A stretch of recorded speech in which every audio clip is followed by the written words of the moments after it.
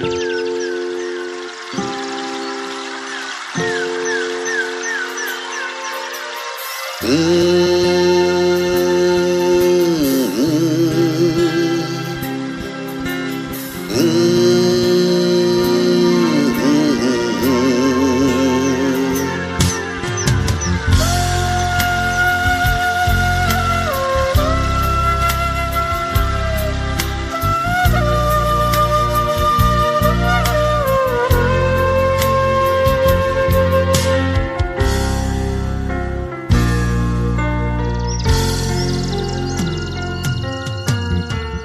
thoa khâu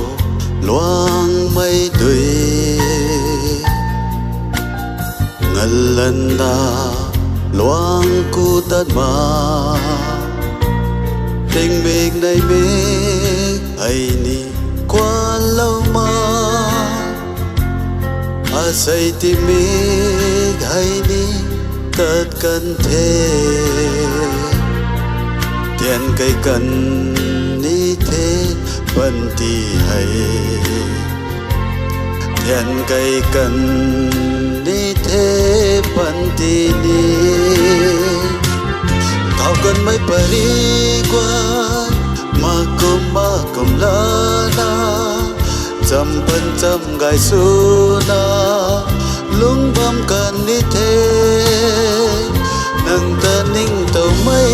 rồi này bom sầm tu cô bần thì lôi mày ngân na ninh tàu bom ni thế ninh tàu bom ni thế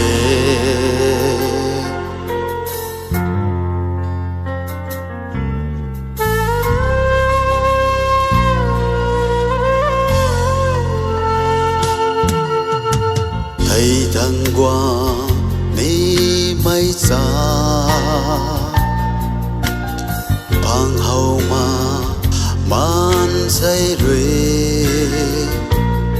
ninh thao mây tan đoàn quay tan thui mà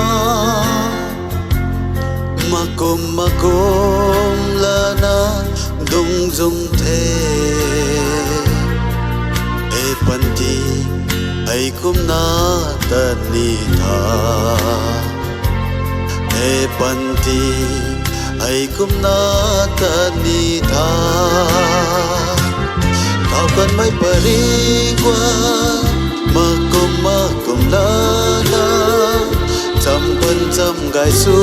na lung bom cần như thế nâng ta ninh tàu mấy rồi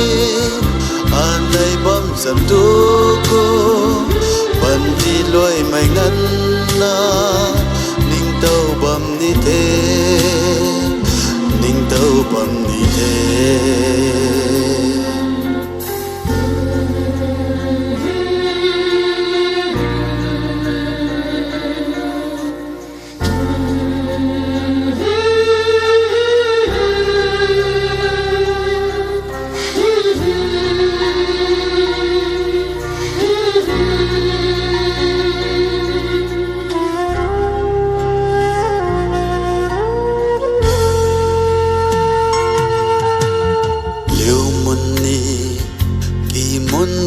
ta sao rao rồi liêu muốn thấy mà ngàn lần đã khoai thao ni khoai thôi mà cả gần rồi nô lâu mà cùng đi thế gai na bầm quan thô muốn gì này gai na bầm quan thô muốn gì đây thao cần mấy pari qua mà cùng la na chăm quân chăm gai su na lung bom cần đi thế